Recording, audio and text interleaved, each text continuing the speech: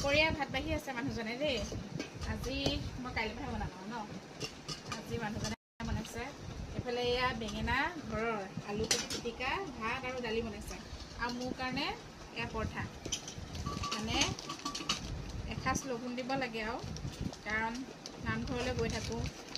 ভকতক চাহ তাহ দি গৈ থাকোঁ সেই গতিকে এসাঁজ লঘোণ দিলে বোলে ভাল আৰু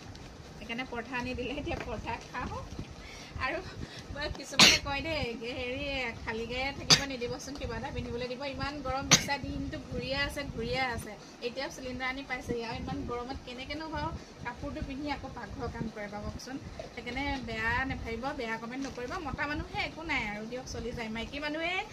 ছোৱালী মানুহে আজিকালি আধা কাপোৰ আধা দেহা উলিয়াই ঘূৰি ফুৰে তেওঁলোকক ক'ব লাগে সেইবিলাক কথা আচলতে মতা মানুহজনক ক'লে নোখোৱাই হয়নে নহয় বাৰু সেইটো হয় বাৰু মতা মানুহক ক'লে নোখোৱাই আমি ব্যস্ত হৈ থকা মানুহ এদিন টাইম এতিয়া ছোৱালী বা বোৱাৰী এজনী যদি তেনেকৈ থাকে তেতিয়া তেওঁলোকক ক'লেহে কথাষাৰ খুৱাই দেই আৰু